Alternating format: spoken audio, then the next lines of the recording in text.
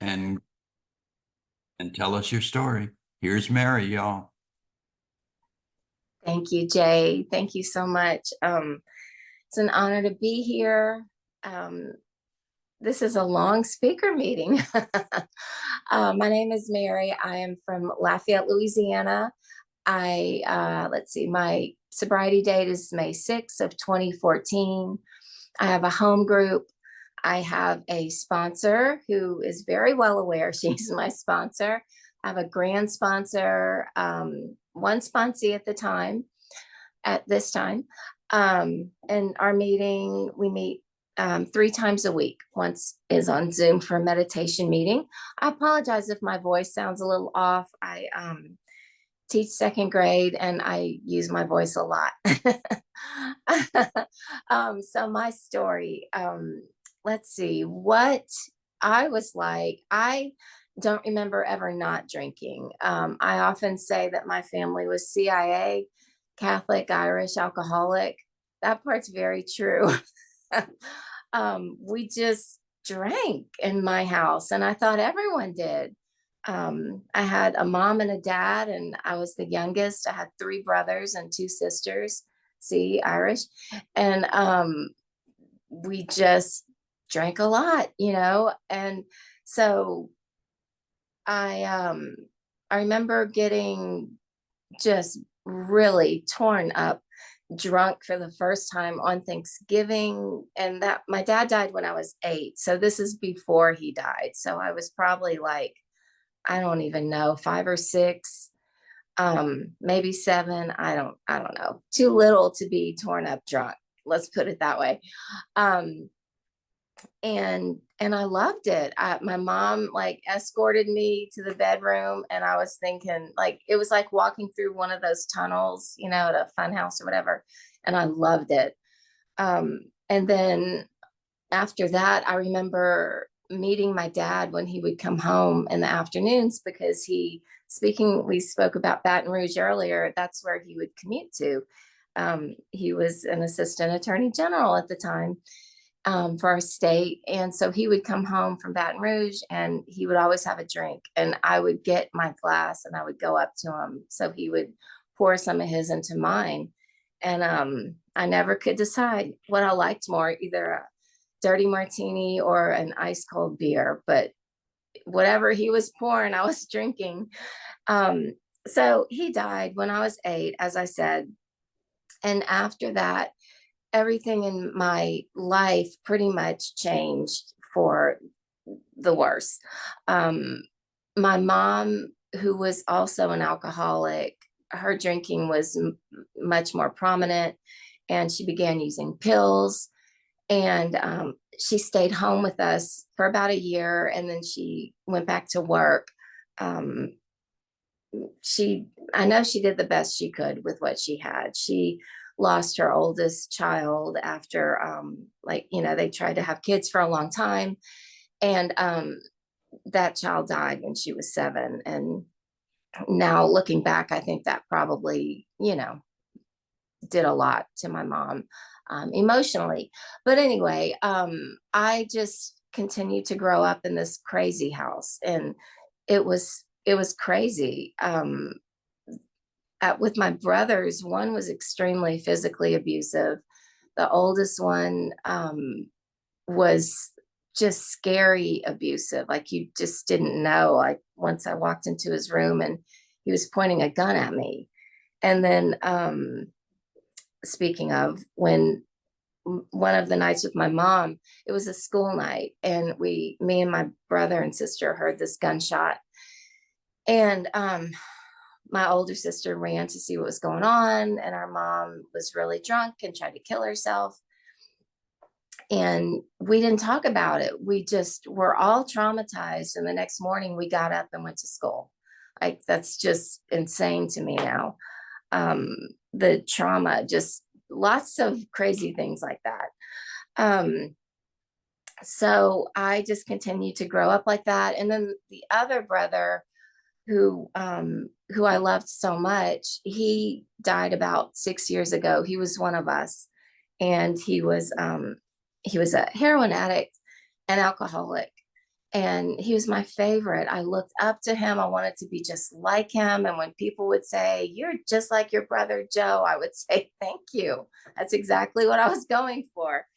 And Joe loved me too. He would come and knock on my window and ask me to let him in the house because he wasn't supposed to be there because he was too bad to be in our house, I guess, which had to be pretty bad.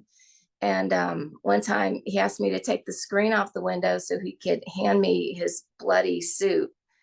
And I don't know what he did, but it was this bloody suit, and I just shoved it like under the dresser.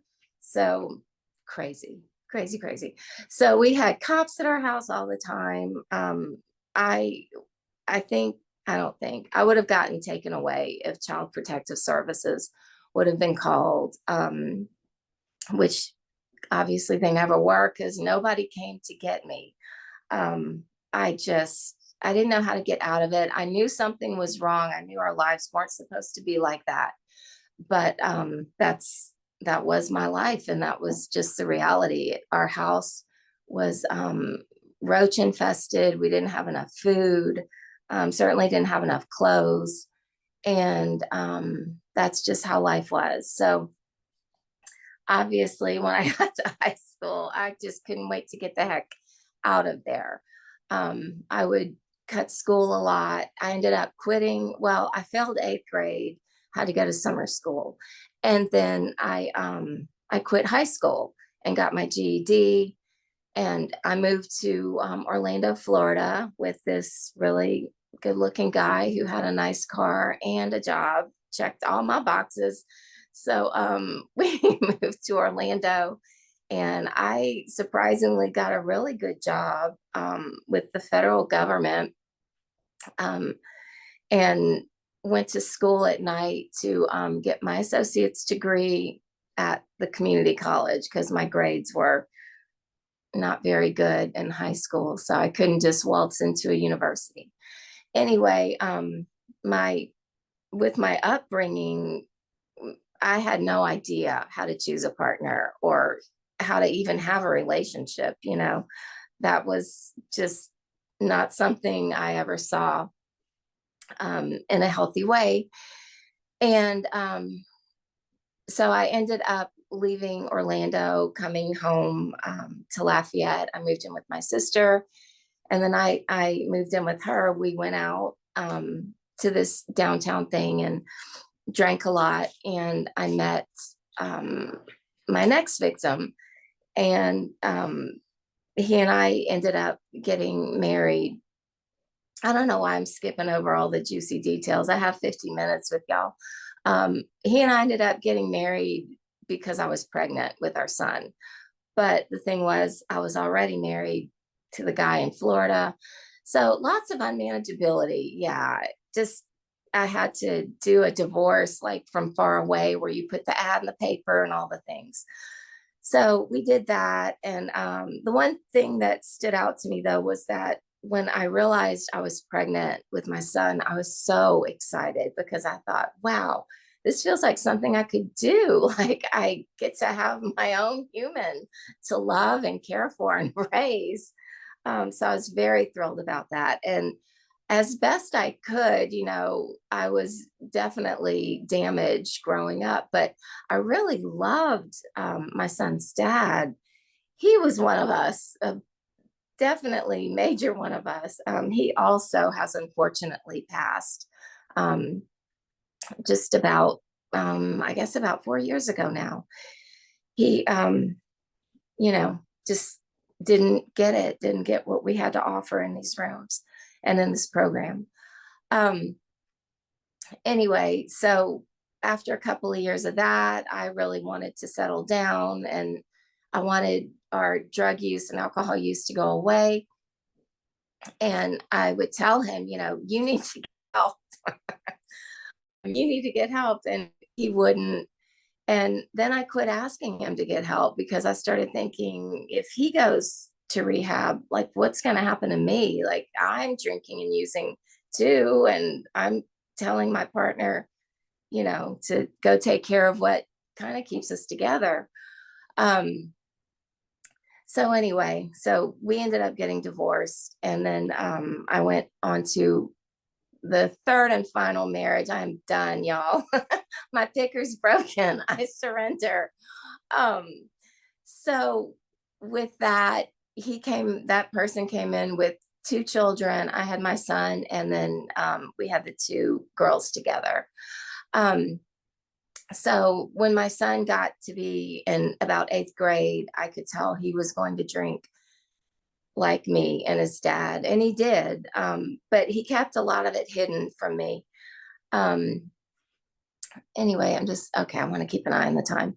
Um, so my son, when he was in college, he got like a DUI or something, OWI. They call them all kind of things here in my state. Um, so he got that, and he went through drug court, and that was fine. And then a year later, he got another one. And so we left him in jail for like a night, I guess, and his dad went to bail him out. And he went and spent the night at someone's house. And then when I picked him up the next morning, he was in the seat next to me, and he looked so defeated. He said, "Mom, I need help." And I just looked at him and I said, "Well, then you're going to get it." And help in my family was never a thing. Like, I asked my ex to get it, not even knowing what it looked like. But growing up, like with addiction of all kinds in my house, no one got better. No one got better. It just, that's how life was. So I thought that was pretty much how life was anyway. Um, so my son's dad and I found a place that we wanted to send our son in Utah. And my ex-husband was so good about it. Um, he was on board with everything, even though he and I were both having our own separate struggles with substances and alcohol, mainly at that time. And so and also, no surprise, I was very codependent and very enabling. And so when it was time for my son to go to Utah, I brought him to the airport, and I thought, my gosh, what do I do to be supportive of this? So I decided I would stop drinking while he was gone to rehab. And I thought, you know what, 28 days, 30 days. Okay, I can do that, especially for him, who I love so much. And so that's what I did.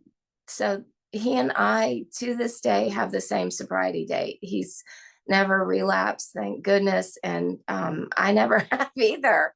It's the craziest thing. Um, but I didn't plan on getting sober, and I sure didn't plan on staying sober, because there's really not much to do in my town except eat and drink, heavily on both. So, because the food is outstanding.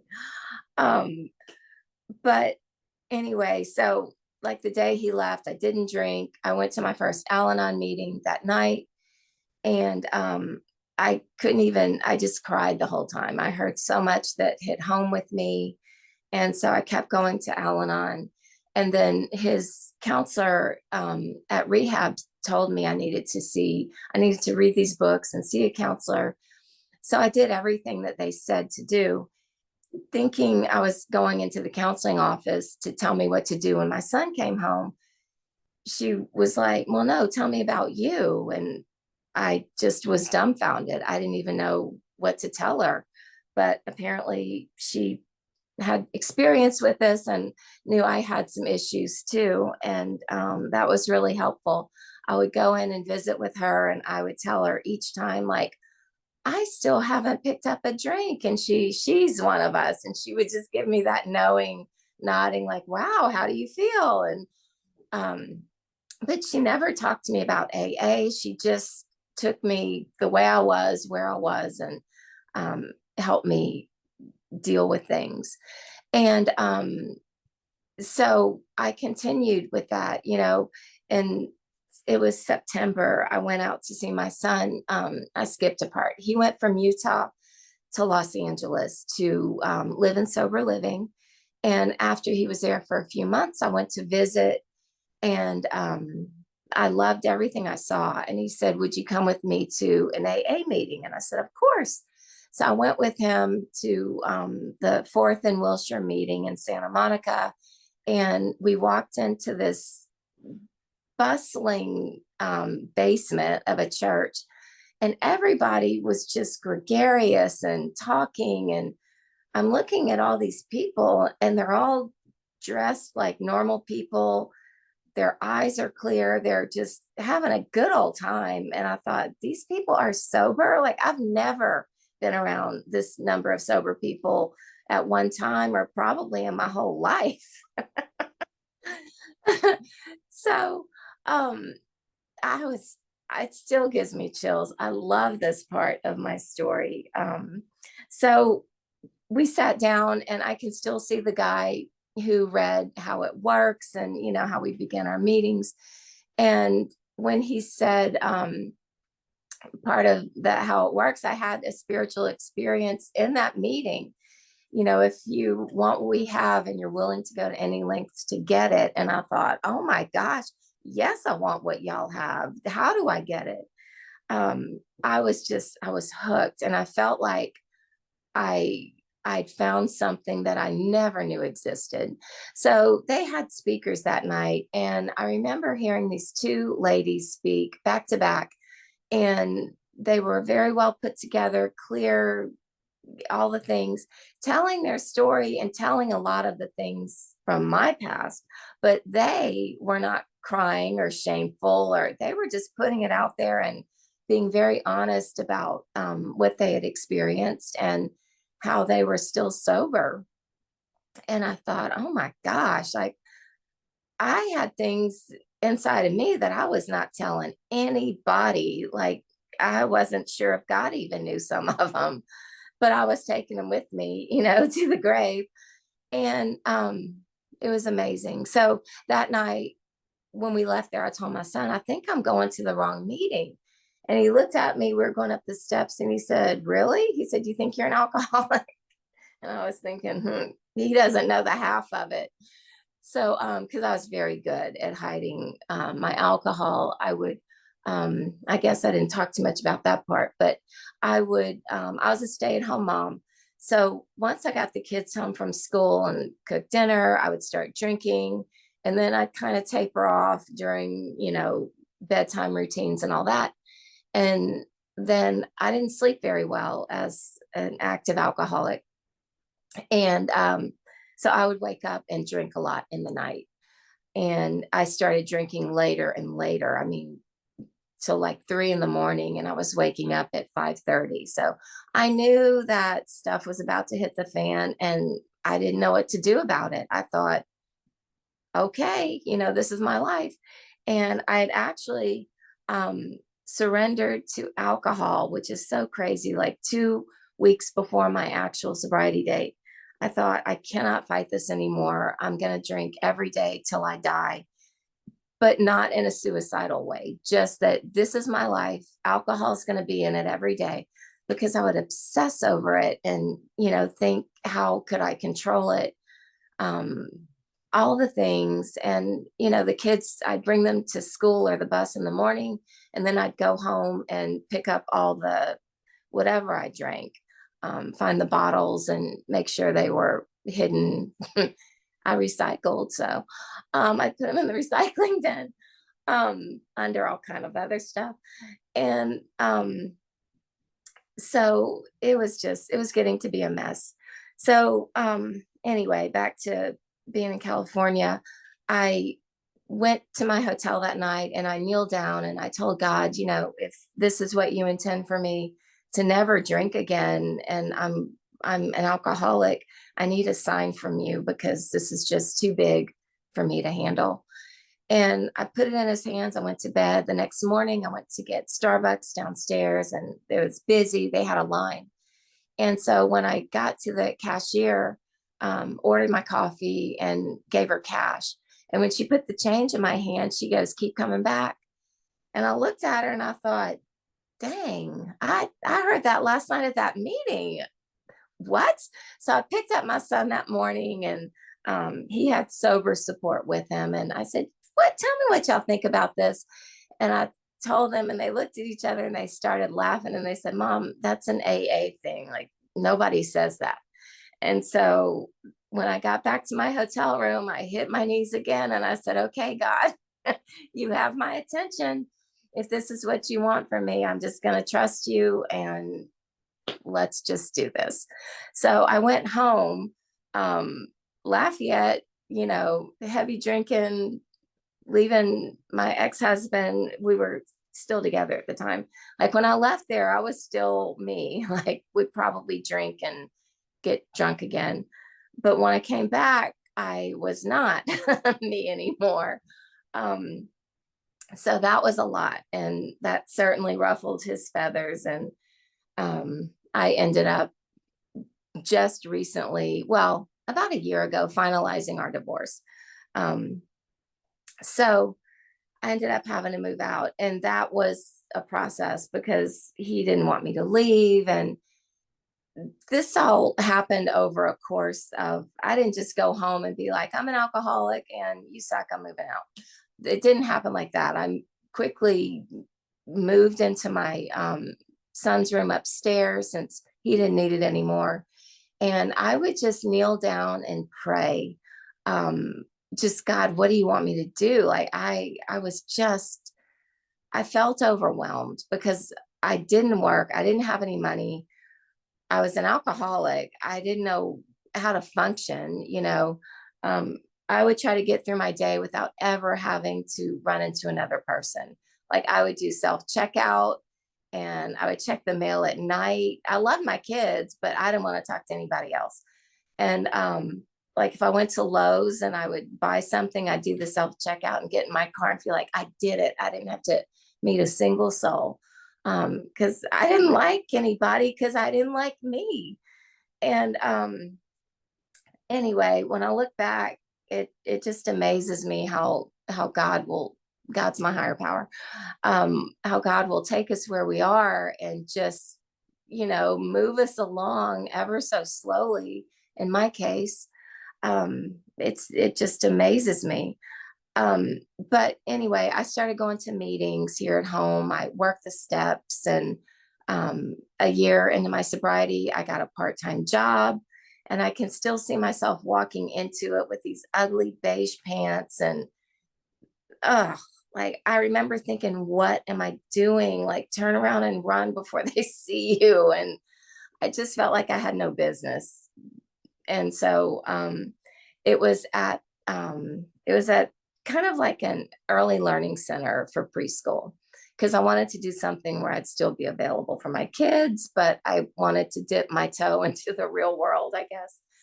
And so I loved it, and I was inspired during that job to go back to school and get my undergrad degree. And I actually did that in 2019. I got that. And that's all God's doing, because myself, I couldn't finish anything. I would leave the dryer door open, the dishwasher open. Stuff was just in disarray. Groceries would be forgotten in the car. It took so much for me to finish something. And I'm sure I have ADD, but I don't even care anymore because it's better. um, anyway, so I moved out and then I moved back, and I was very fearful because I didn't know how to make a living. And my ex made it very clear that he was not going to help me one bit. And so when I did leave for the final time, it was the pandemic had just started, and it was April 15th of that year. And I told him a week before, I said, I'm leaving. I want a divorce, and I'm positive this is what I want. He was an attorney, so you couldn't have any gray area with him, or else he would just railroad me. So I ended up leaving with my vehicle and some clothes that I put in the back, and got this apartment. And it was so weird that I could afford that on my very small part-time job salary. But the first night I was there, I sat outside and I told God, I said, I don't know how this is going to go, but I'm trusting you. And if I have to eat ramen noodles, I don't even care because I get to sit outside and see this beautiful sky. And, just I felt so peaceful. It was amazing. So anyway, so I started, putting my own personal life back together with God's help. And my daughters and my son was doing great. He, was had a very good program of recovery in Los Angeles and still does to this day. He and his wife, who's also in the program, are doing service work at I think I'm guessing it's South Bay Roundup around Redondo Beach. But anyway, that's what they're doing this weekend, and I love that for them. Um, so anyway, my daughters, they, were going to high school and college. We were all three in college at the same time. I went back to school to work on my master's degree, thinking, you know, even as a recovering alcoholic, I still had ulterior motives. I thought, I'm going to go back to school, get loans to help me stay afloat. And that way I won't have so much financial fear. Well, I got the loans, but I still had to pay money because master's degrees are expensive. So, but still, it helped me with my education and whatnot. I always wanted to be a teacher since I was a child, and I finally got to have that dream realized. And my daughters, so one, they were born 12 months apart, 12 months and 12 days apart. My older daughter drank like a normal person. And by normal, I mean underage drinking in high school here in Lafayette without causing a lot of damage. Um, so I wasn't really worried about her. And she didn't drink very often. It was, it just wasn't very often. But the other one, my baby, she drank like me. And it was like pedal to the metal, let's go. And she would black out. Both my daughters were born profoundly deaf. So they both heard with cochlear implants. Those are expensive pieces of equipment. They require surgery. My younger daughter would lose her cochlear implant. Like she probably lost 3 of them just drinking and, the things that invites. So I wanted her to go to rehab, and she didn't really want to go. She didn't think she had a problem. And she went once for 2 weeks, mainly, I found out later, to get away from her dad. I didn't blame her for that. When she told me that, I said, girl, I feel you. I don't blame you one bit. So how was it?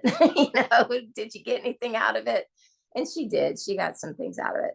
But she continued on this path of drinking way too much and just putting herself in bad situations. I would get a call every once in a while that she was in the ER, or one of the more recent ones was the bar downtown where they facilitate underage drinking was closing, and she was passed out in the bathroom, and an ambulance had to come get her and bring her to the hospital. Well, in 2021, I'd been teaching by now. This is my second year teaching at that time. And so I was officially poor, but happy and peaceful and joyous and free. So in that regard, I'm super rich. But I couldn't go eat at all the fancy restaurants anymore, because I wasn't with my ex-husband. Anyway, he texted me, and we were kind of talking because of our kids off and on, but I definitely kept him at arm's length because I felt like he was kind of dangerous for me. But he asked me to go out to eat on a Friday night. And I said, well, I'm going to ask Jean Therese. That was my daughter. And he goes, no, just us. And I thought, that's what you think. So I texted my daughter and I was like, please come eat tonight with me and your dad. Like, I want to go, but I don't want to go by myself with him. And she was like, okay, I'll go. So the 3 of us went to eat, and it was actually really very nice. It was a pleasant conversation. It was good. So when we were leaving, she we were all going to our own vehicles, and I always hug my kids before I leave them. I still do, and say, I love you. I'm so proud of you. I don't care how old they get to be. And so that's how I left her. I said, I love you. I'm so proud of you. I kissed you right there. And she, same thing. She goes, I love you too. I'm proud of you too, Mom. And she went home to her apartment, and she had an apartment like in the same complex as her sister, but they couldn't even live together anymore because her partying had just, it was too much. Um, so I went to bed that night, and the next morning I got a phone call from a number I didn't recognize. And when I answered it, she asked me, are you, said my daughter's name, her mother? And I said, yes. She said, well, I'm a nurse in ICU at Lafayette General. Have you not gotten a call yet? And I said, no, I haven't. And she said, well, your daughter's here and she's in ICU. And I thought, oh, okay. Emergency room is one thing. You go in, you get an IV, you get some fluids, they sober you up, and you go home. But ICU, that just like shook me to my core. So I said, I'm on my way, and hung up with her, called her dad. I said, get to the hospital. Jean Therese is in ICU. And so we met over there. I went upstairs, and she was hooked up to everything, just completely unconscious. And the ER doctor came in and said they did a blood panel on her, and her alcohol level was minuscule. She had just gone out when this happened, but she had fentanyl in her system. And I looked at him and I was like, fentanyl? Like, how do you get fentanyl in your system? And he said, well, there's other things in her system too. Like if she was gonna, maybe she thought she was getting a drug. And that's what happened. She and her friends went out. They thought they were getting cocaine, and it was fentanyl and heroin mixed together. And my daughter was not an opioid user, and none of her friends were either. These were college girls who thought they could go out and experiment and underage drink downtown. And that's unfortunately what happened. So she lasted in ICU for a week. Um, being there with her, our family, my son came in from California. My stepdaughter came in from California, and we were just there with her, praying around her, and just, all the bargains. Like I was just asking God, let it be me, not her, all the things. Nothing was changing. She just languished. And after a week, we had to make a decision, and she didn't make it. She was brain dead, and she died a week later.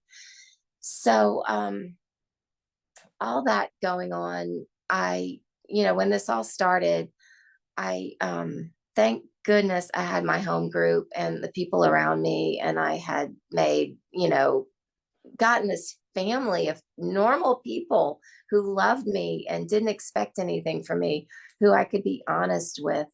I got to have that around me at the worst time of my life. Like my biggest fear came true. And then for me, my biggest miracle also came true, because I never drank. I never even wanted to. It didn't even cross my mind. Drugs didn't cross my mind.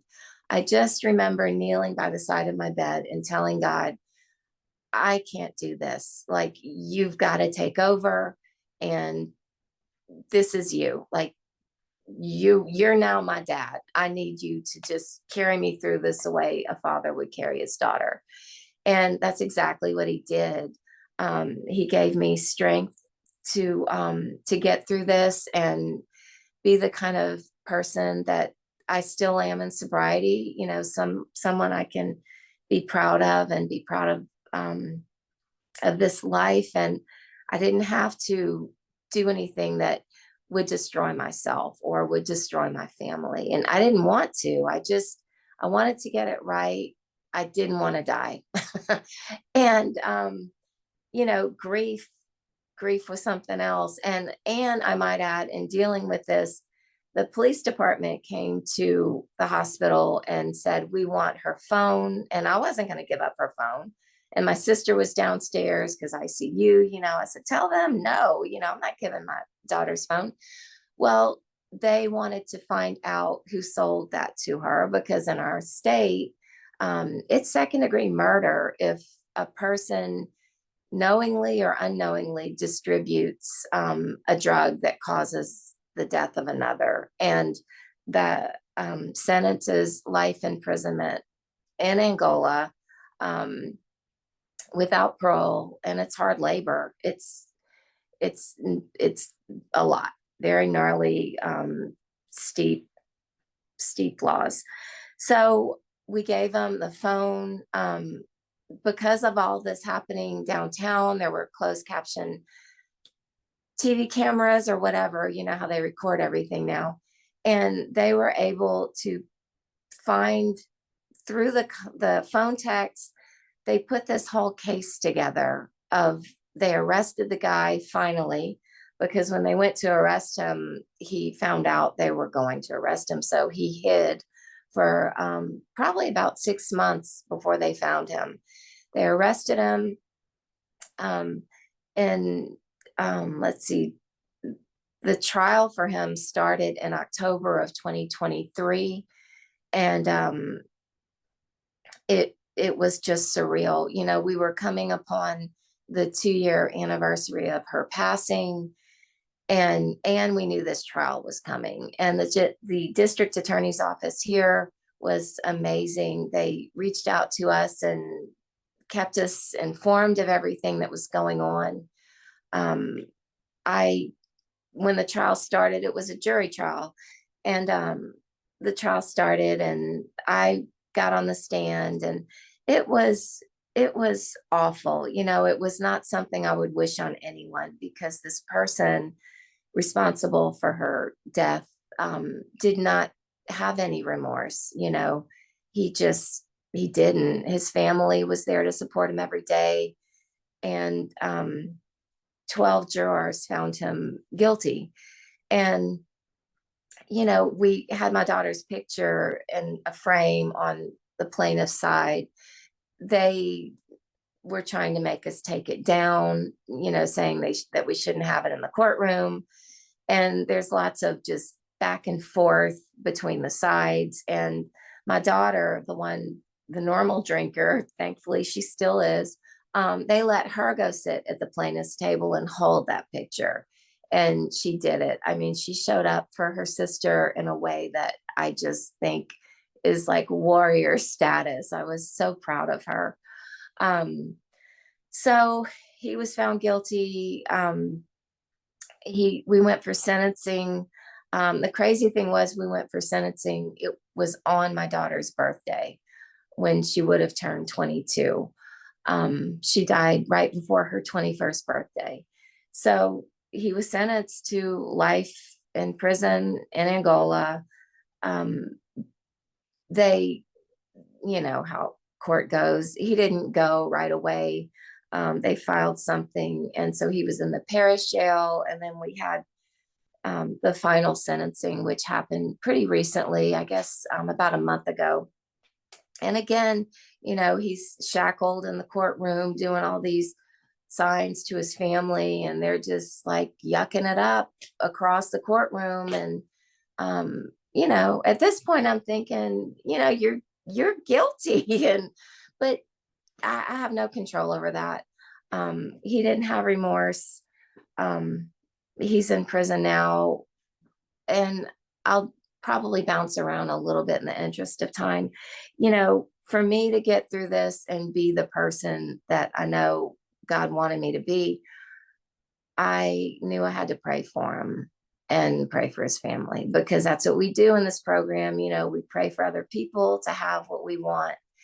And I can still see the first two times for sure that I kneeled down to pray for this person. I felt physically sick to my stomach. And I told God, I don't want to pray for him. Like, I just don't. Like, I don't.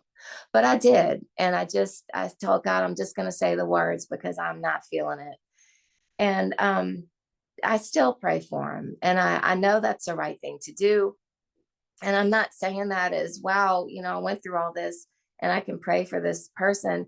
I'm saying it as a result of this program and putting together these 24 hours at a time.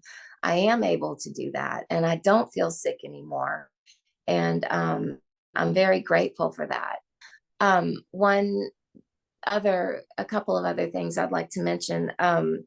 After she passed, I go to church and I went to church the next morning and I always go early because I like to meditate there.